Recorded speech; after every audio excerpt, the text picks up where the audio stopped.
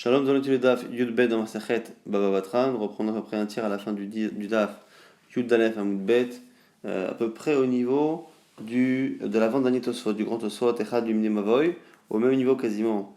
Au niveau de la Gemara, on reprend Maravuna. Maravuna nous dit que Echad Lumne Mavoy. Lorsque l'on a un Mavoy, donc on a ici un Mavoy, rappelez-vous, c'était une sorte de petite impasse, de petite ruelle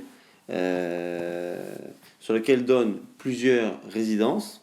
Et on a une personne de la résidence qui aimerait bloquer l'accès aux autres à la partie du Mavoy qui est face à sa maison.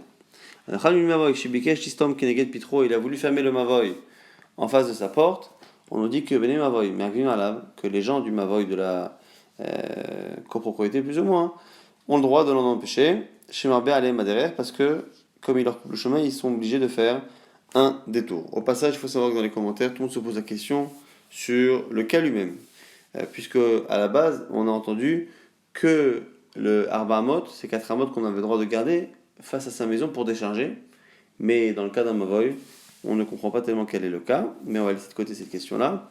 En tout cas, on voit qu'on peut le bloquer. Là-dessus, la Gemara objecte, motivé, avec une braïta, Chamesh Chatserot Pturot le Mavoy, lorsque l'on a 5 résidences avec cours, qui donnent chacune sur le Mavoy, et donc petit à petit, imaginons que ce Mavoy soit perpendiculaire à la rue principale du domaine public, on va avoir à chaque fois des résidences qui vont donner dessus, et certaines qui sont plus ou moins proches de la fameuse rue du domaine public. Alors ce qu'on nous dit ici, c'est Kulan, Mishtapshot, Imachitsona. Toutes les résidences, jusqu'au fond même de cette ruelle, ont le droit d'utiliser la partie qui est sur la résidence, qui est Chitsona, qui est extérieure, c'est-à-dire qui est la plus proche de l'intersection avec la rue principale. La Chitsona, Mishameshet, les Asma. Et par contre, les gens qui habitent dans la résidence qui est la plus proche de la rue ne peuvent utiliser que la partie de la ruelle qui est la leur. Pas dans le fond parce qu'ils n'en ont pas besoin. VHA et les autres, et on nous dit ainsi de suite qu'avec la deuxième, et la deuxième avec elle-même, et avec celle qui est plus extérieure, ainsi de suite. Ce qui veut dire que plus une résidence est à l'intérieur de cette impasse, plus elle peut utiliser à la fois son endroit et à la fois l'endroit des autres, et plus à l'extérieur, plus elle ne peut utiliser que la partie qui est face à sa porte et non pas la partie qui est plus à l'intérieur de cette impasse. Et on voit ici donc a priori que on estime ici que chacun finalement a des droits, mais on a l'impression que les autres ne peuvent pas bloquer, alors que dans la halakha de Ravuna, on a l'impression finalement que tous les gens du Mavoy peuvent le bloquer, comme si tout le monde avait des droits égaux. Alors la Gemara justement répond, il nous dit que ça justement c'est une marloquette, même ce qu'on vient de dire c'est une marloquette Tanaï, c'est une marloquette Tanaïm. Pourquoi des Tania c'est une braïta? Quelqu'un qui a donc une entrée dans le Mavoy, qui veut finalement ouvrir son entrée à l'arrière de la maison vers une autre ruelle, mais les Mavoy Meragin là, on peut l'en empêcher.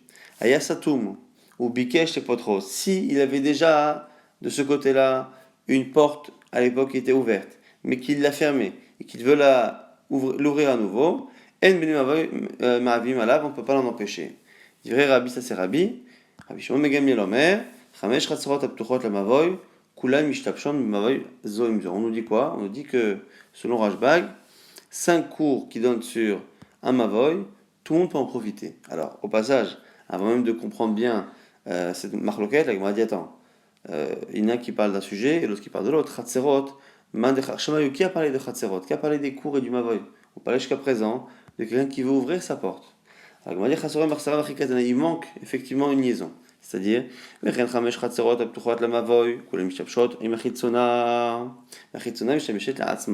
premier avis Tanakama a cité une halakha par rapport au fait justement de pouvoir ouvrir sa porte. Si la porte à l'arrière de la maison, donc vers l'autre Mavoy, a été fermée, on peut l'ouvrir à nouveau.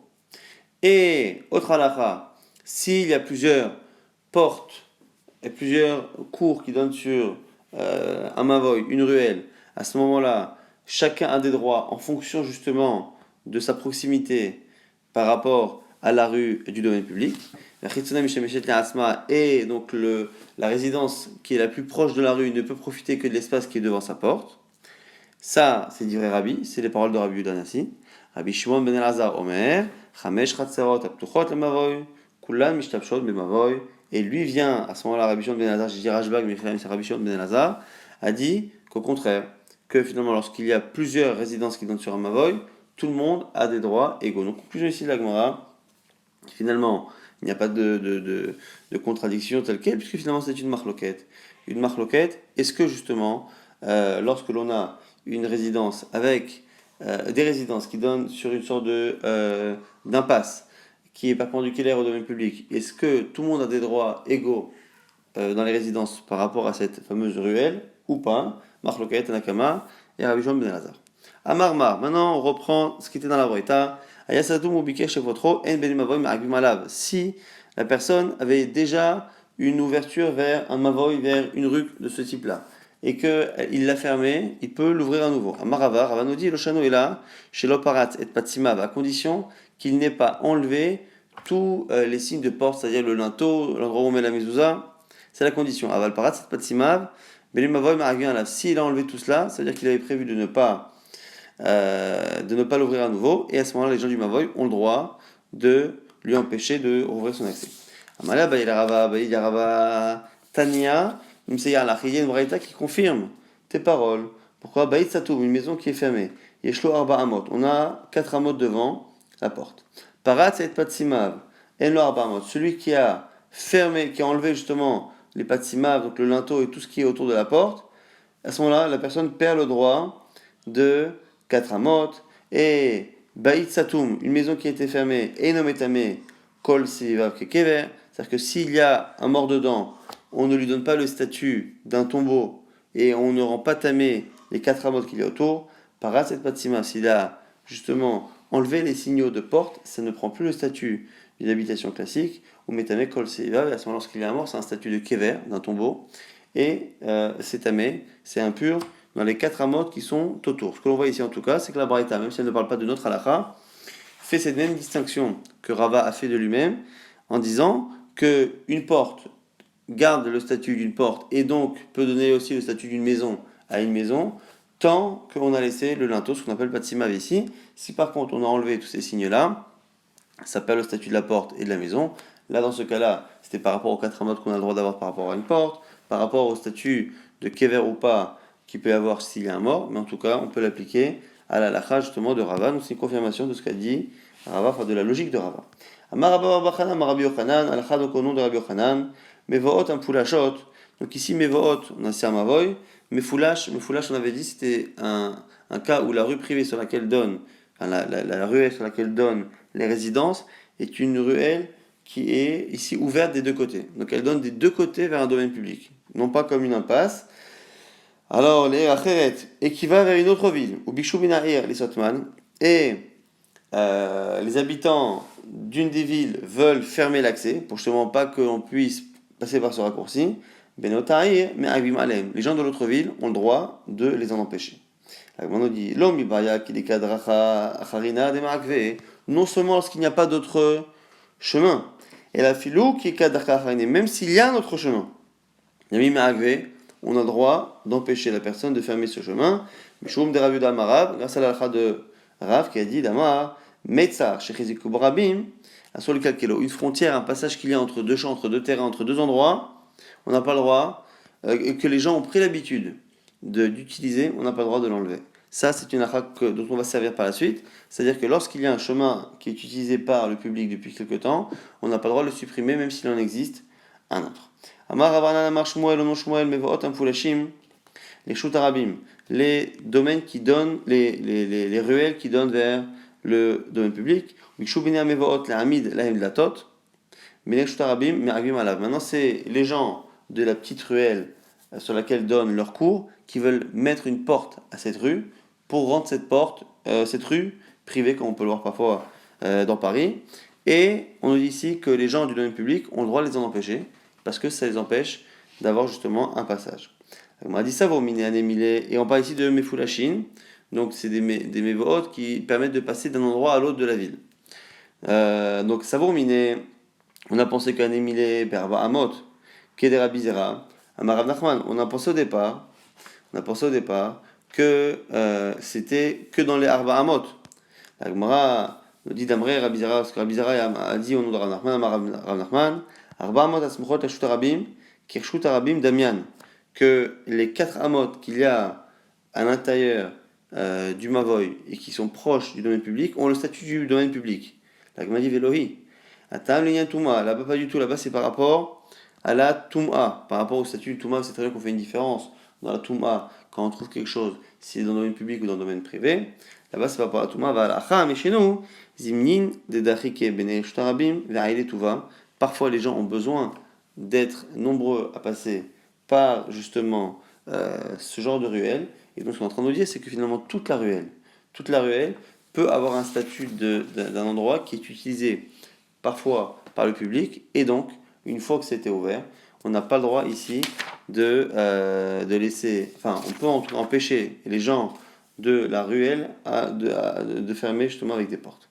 On dit vélo est à hacheye batish akabin azé batish akabin lazé. Alors ici, on nous dit, on reprend la Mishnah qui disait que pour pouvoir séparer un bien sans l'accord de l'autre associé, il faut que chacun des associés puisse récupérer quelque chose qui a encore le statut de ce que c'était au départ, un champ, un potager, ainsi de suite. On avait dit que selon Tanakama, c'était Tisha Kabin. Donc Tisha Kabin, c'est une mesure justement qui est représentée par ce qu'on peut semer. La surface qui permet de semer justement 9 cabines, c'est ça justement qui est considéré comme étant un champ. S'il reste 9 cabines, c'est bon. On avait dit que Rabbi Yehuda disait que non. La moitié de cela, 9 demi-cabines. La Gemara nous dit vélo plié. Et c'est pas dans le fond de marloquette. Marque et attrait, ou marque et attrait, ça dépend finalement de la région de chacun. C'est très souvent comme ça qu'on répond lorsqu'on a Rabbi Yehuda qui parle dans la Mishnah par rapport à des sujets comme ça agricoles. Ils expliquent en fait les terres chez Rabbi Yehuda et les terres chez les Tanaïm ou chez Tanakama n'étaient pas avec la même qualité, la même fertilité, et du coup, pour avoir justement un certain rendement agricole, on ne devait pas semer les mêmes quantités. Donc c'est la raison pour laquelle chacun n'a pas dit la même chose, mais dans le fond, ils sont d'accord sur l'idée qu'il faut un terrain qui puisse donner une certaine quantité. Simplement, ça va s'exprimer de manière différente. La Gemara dit maintenant Bavel. En Bavel, c'est quoi? Maï, Amarav Yosef, Beradou Yoma. C'est, si on utilise une autre mesure, c'est de quoi labourer pendant un jour. Alors, Gemara dit Maï, Beradou Yoma. Alors, c'est quoi? De quel d'abord moment où on laboure? Beradou Yoma. Parce que à l'époque en Bavel, comme explique le commentaire, on avait l'habitude de labourer 2 fois, juste après la récolte, et au moment où on devait labourer de manière classique pour pouvoir semer. Et du coup, ce qu'on nous dit ici, c'est que le fait d'avoir labouré une première fois après la récolte permet justement de faciliter la seconde fois où on allait labourer. Donc la Gemara se pose une question. Et il nous dit, si c'est un jour où on doit labourer, ça veut dire qu'on va commencer à vendre des terrains en fonction de ce critère-là, puisque c'est à partir de ce critère-là que ça s'appelle un terrain. La Gemara dit, mais techniquement, ça va causer des problèmes pour louer des animaux et labourer. Pourquoi? Iyomazara. Si c'est un jour de labourage, mais quand on laboure au moment où c'est après la récolte, à ce moment-là, ça fait Treyomakrava Loave. Par rapport à l'autre moment où on va labourer, ça n'arrive pas à 2 jours et pas non plus à un jour. Donc ça fait un jour et demi ou ça fait comme ça entre 1 et 2 jours. Et du coup, le problème, c'est que on a besoin de louer des animaux et on va se retrouver avec des animaux qu'on a loués et qu'on n'utilise pas. On a dit Iyoma Krava, si tu parles déjà du vrai moment où on va labourer, à ce moment-là, par rapport au moment, cette même surface, quand on devra la labourer après la récolte, au moment où on sème, Mechila, Yoma Desara, Loave, ça fera même pas un jour au moment où on sème. Encore une fois, au moment où on laboure en premier, c'est plus dur. Quand on va faire une seconde fois au moment de semer, ce sera plus facile. Et donc du coup, on nous dit ici que le rapport, il est de 1 sur 2. Quand on va labourer la seconde fois, on mettra 2 fois moins de temps que la première fois, et enfin à peu près. Et donc la Gemara nous dit ici le problème, c'est que c'est pas exactement justement un ratio de 1 sur 2, et du coup on nous dit que quoi qu'il arrive, quel que soit ce jour dont on parle, est-ce que c'est le jour du moment le plus dur ou le plus facile? Si c'est le plus facile, c'est qu'au moment dur on mettra entre 1 et 2. Si c'est le plus facile, ça fera moins de 1. Quoi qu'il arrive, l'idée ici, c'est qu'on se retrouve à avoir, quoi qu'il arrive, à un moment donné, où les gens vont labourer des demi-journées. Et au niveau de la location du matériel, c'est un peu compliqué. Donc pourquoi avoir choisi finalement une mesure de terrain qui est telle que c'est comme ça qu'on va vendre des terrains et que ça va être compliqué de labourer et de trouver le matériel? La Gemara répond, donne une réponse, Ibaïtema, Yoma de Krava. Non, si tu veux, tu peux dire qu'on parle au moment où on fait la Harisha, c'est-à-dire au moment où on laboure, et qu'arrive Vétané, que dans ce cas-là, on laboure à plusieurs reprises. Donc c'est-à-dire qu'on estime ici qu'on parle de Yoma de Krava, c'est-à-dire au moment où on laboure la première fois. Et simplement, ici, on nous explique que finalement, on va arriver à bien un rapport de 2 fois ou de 3 fois, mais pile. Pourquoi? Parce que la seconde fois, lorsqu'on va labourer finalement 2 fois. Des carives, vétanées, on va labourer une première fois avant de semer, et une seconde fois, ce qui va faire finalement la deuxième et la troisième fois, on va arriver donc à un chiffre rond. Veibaitema, ou autre possibilité, Yoma Desara, que finalement lorsqu'on a dit un jour, on parlait du moment où on laboure déjà la seconde fois, et qu'on avait dit, ah, mais si la seconde fois c'est un jour, c'est-à-dire que la première fois c'est moins que.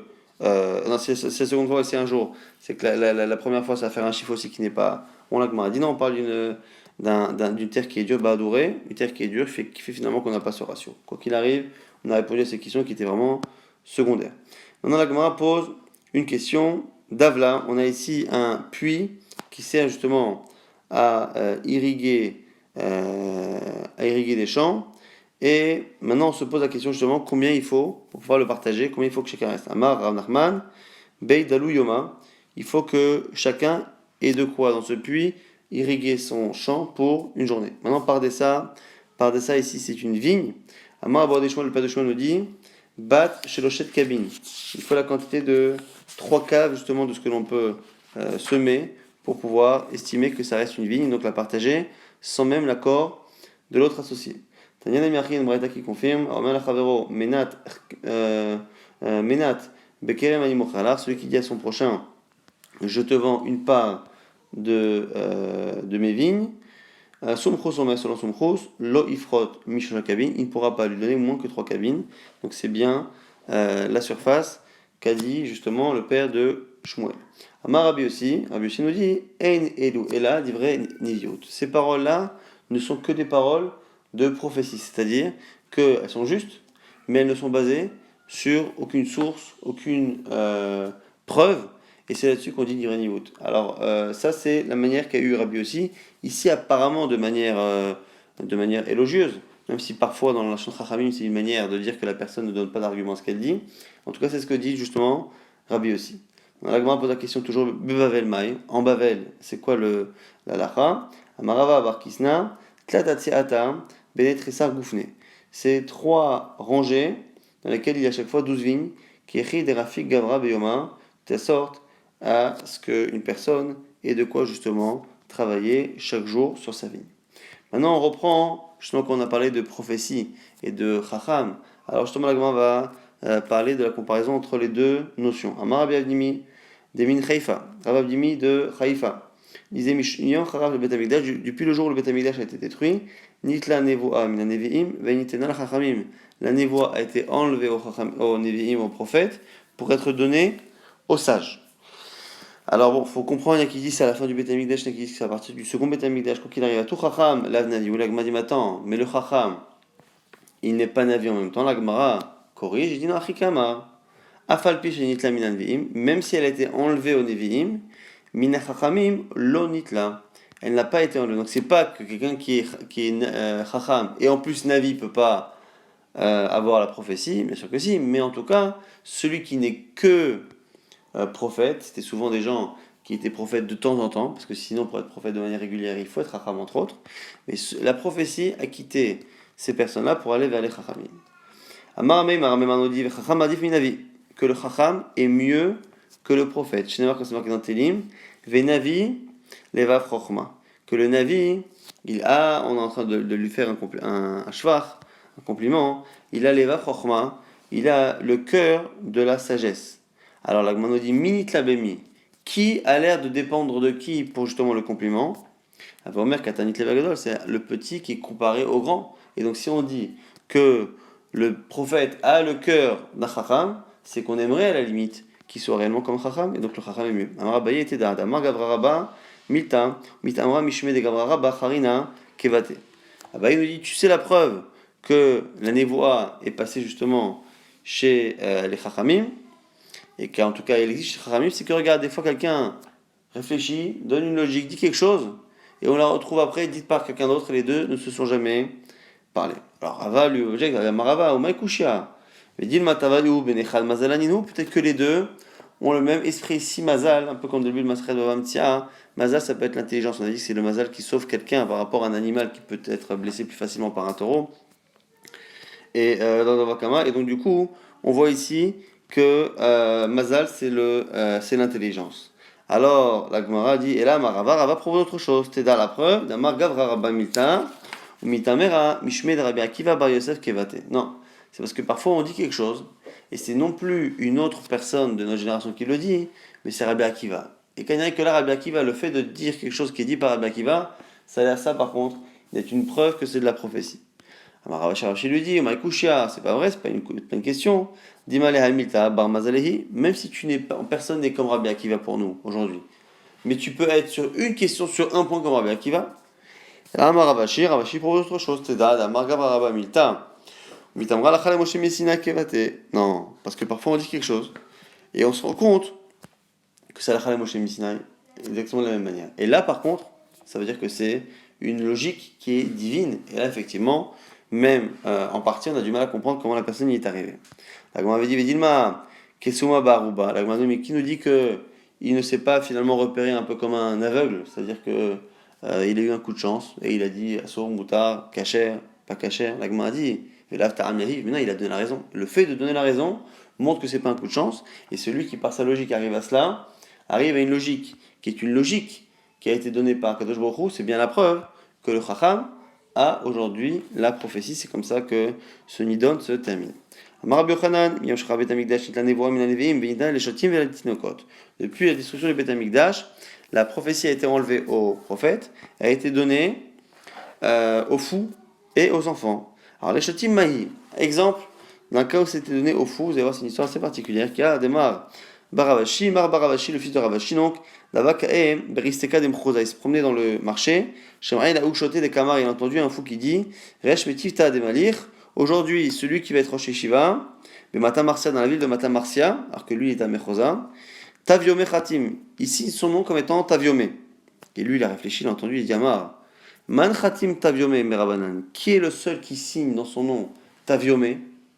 C'est qui? Anna, c'est moi. Shma Mina, les Didi Kaimali Sha'ata, ça veut dire qu'aujourd'hui c'est mon heure et que je dois être nommé Rosh Yeshiva Kamata, il s'est levé, il est parti. Adeata, Ibnu Rabanan Leudve, les Ravacha Medivti Bereisha. Le temps qu'il arrive, en fait, les Chachamim avaient dû trouver un remplaçant à Rosh Yeshiva, mais finalement avaient décidé de nommer un autre, Ravacha Medivti. Alors Kevan Desham Aedeata, et lorsqu'ils ont entendu que Ravashi venait, Marba Ravashi venait, Shadur Zuga de Rabanan, les Gabé lui ont envoyé deux Chachamim chez lui, les Ibn Khebe pour lui demander conseil, il se comprend Ravacha. Donc Marba Ravashi vient en pensant qu'une prophétie lui annonce qu'il va être Rosh Yeshiva, et finalement on lui envoie deux personnes pour lui demander conseil si on ne peut pas nommer Ravacha. Qu'est-ce qu'il a fait lui? Akvignu, il les a bloqués. Ada Shadur Zuga de Rabana Harina, on lui a envoyé encore deux, il les a bloqués Akvignu et Gabé. Ademalou Be'asar Ashka, ce qui soit 10, Kevan Demalou Be'asara, lorsqu'ils sont arrivés à 10, Patach Vehu Tana Vedarash, il a commencé à faire justement une dracha, et en gros, plus ou moins, il a fait en sorte que par cette dracha, il soit nommé Rosh Yeshiva. Et la Gemara dit, les fichiers de Potrin Bekala, Pachod Masara, pourquoi il a attendu 10? Parce qu'on ne peut pas commencer la dracha du Rosh Yeshiva sans 10 personnes. Carré Ravacha Nafshe, et Ravacha dit à son propos, tout celui qui a des soucis, c'est pas demain la veille que il va avoir des bonnes nouvelles, et l'inverse, celui qui a un bon mazal, ne sait pas rapidement que ça va mal se passer, c'est-à-dire qu'il y a des mazalotes, et finalement, lui a décidé que ce n'était pas le sien. Maintenant, Tinoket Maï, un exemple pour l'histoire d'un enfant qui aurait une prophétie, une histoire qu'on a déjà vue, qui est très intéressante, qui a des battes. Raprisda, c'est comme l'histoire de la fille de Raprisda. Avayadva Bekanfe d'Avoua, on l'avait cité, on l'avait pas vu dans les mots, on l'avait cité. Avayadva Bekanfe d'Avoua, elle était sur les genoux de son père. Avuyadve Kame, et il y avait deux des élèves de son père qui étaient là. Rava et Rabbi Bachama. Amarla lui a dit, Man Minayu Ba'it, qui voudrais-tu épouser plus tard? Amarla lui a dit, Tavayou les deux. Amarava Rava a dit, Vana Batra, et moi le dernier. Sous-entendu, je ne veux pas me retrouver à être mort pour qu'elle soit veuve. Et l'autre, Kaniré, lui, ne voulait pas épouser, selon certains commentaires, une fille qui était divorcée. Donc il a dit, moi je vais être le dernier, plutôt que d'être le premier. Et c'est en réalité ce qui s'est passé, puisqu'elle a d'abord épousé Rami Bachama, qui est décédé, finalement elle a épousé Rava. Amar Rava Bdimi, de Min Haïfa, toujours Rava Bdimi de Haïfa, Kodem Shochal Adam Veishte, Yeshto Shel Levavot. Avant de manger et de boire, un homme a deux cœurs, c'est-à-dire qu'il est indécis. Une fois qu'il a mangé, il a justement un seul cœur, c'est-à-dire qu'il sait où il va. C'est marqué dans Iyov. Ish Navuv, un homme qui est ici percé, troué dans le dracha, c'est-à-dire qu'il a le ventre creux, il la vève.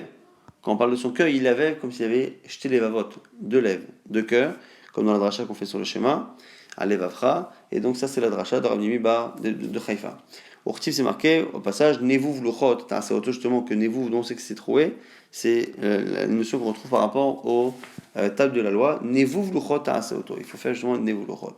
Tamaginan, Khalil Luchin, là-bas on traduit que c'est Khalil. C'est la preuve ici étymologique que le Nevuv, ça veut dire quelque chose de percé, de troué, qui est une allusion ici au ventre creux. Amaravuna, Bere de Rabbi Yoshua, Aragid Bayin, celui qui a l'habitude d'avoir du vin, un philo libo atum kebetula, même si son cœur est fermé comme le corps ici d'une jeune fille, Yain Mefakecho, le vin va justement lui ouvrir. L'image est intéressante, il faudra l'étudier.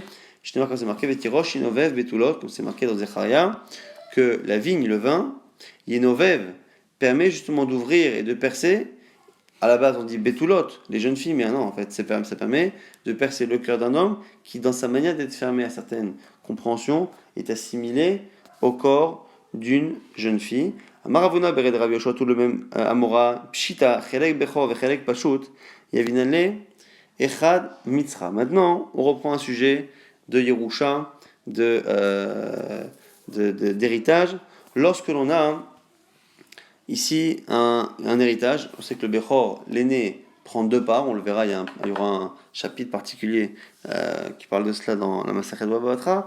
Et on a ici donc, par exemple, trois enfants. Le premier compte double, c'est-à-dire que lorsqu'on a trois enfants et que le premier est un garçon, on divise par 4 et on donne deux parts au premier. Maintenant, ce qu'on nous dit ici, c'est que c'est Pachout, nous dit la Gemara. Pachout, que lorsqu'on donne les deux parts à l'aîné, on lui donne deux parts de terrain qui sont juxtaposées les unes aux autres et on ne lui donne pas deux parts qui sont séparées pour justement lui permettre de mieux s'en occuper.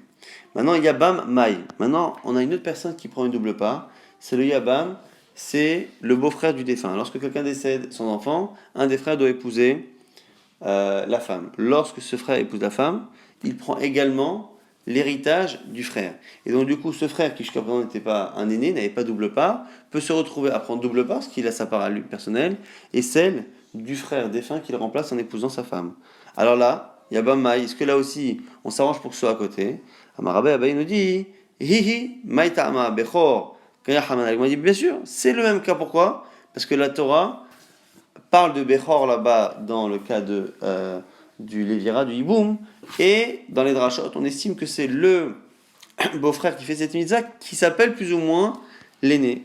Comme c'est marqué, Vehaya Bechor Shateled, l'aîné qui naîtra se lèvera au nom du frère qui était défunt, mais en fait, finalement, dans la Drasha, on estime que c'est lui qui a un statut de Bechor. Rava n'est pas d'accord. Rava dit Amarkra, Vaya Bechor. Justement, le passage qui dit Vaya Bechor, c'est pour nous dire que Havayato ke Bechor. Il est comme un Bechor sur un point. Ve'en Chalukato ke Bechor. Vehaya Bechor. Il sera un Bechor, mais il ne divisera pas l'héritage. Et il n'héritera pas comme un Bechor. Il sera seulement. Il existera comme un Bechor. Il aura un statut de Bechor, c'est-à-dire qu'il prendra une double part, mais il ne partagera pas, il n'aura pas les mêmes avantages. Morloket Abaye Veraba. C'est un homme qui a vendu, qui a acheté Mechila un terrain à côté du terrain de son père. Et du coup, lorsque le père a décidé qu'on a partagé, il a demandé à ses frères, donnez-moi la part qui est à côté du mien. Qui n'a pas le goût, Amalehu, pligou, li, amitzrai. S'il vous plaît, partagez à côté de mes frontières. Amar Rabba Rabba dit que Gonze Kofin al Midatzdom. Dans ce genre de cas, on contraint la Midatzdom. Midatzdom, c'est la Mida des gens de Sodome et Gomorrhe, Sodome et Gomorrhe, c'est-à-dire des gens qui ne veulent pas, même si ça ne leur cause aucune perte, ne veulent pas faire plaisir à l'autre. Juste pour empêcher l'autre de profiter, je ne veux pas faire, c'est même pas un effort parce qu'il n'y a pas de perte. Les gens doivent hériter, ils s'en fichent d'hériter nord, sud, est, ouest. Simplement, ils n'ont pas envie de faire plaisir à celui qui a besoin absolument de prendre la partie est parce qu'elle est proche de son terrain. Donc là-dessus, on force justement cette mida, on contraint la mida naturelle de l'homme, le midas d'homme de refuser, et comme il n'y a pas de perte, on accepte.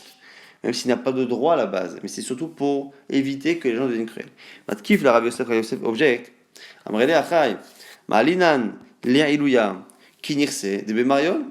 La Gemara nous dit que, au nom de Rav Yosef, que les frères ont le droit de dire non, tu sais quoi, ce terrain-là, nous on estime qu'il a une bracha particulière et il peut être particulier et finalement on le veut et on ne veut pas.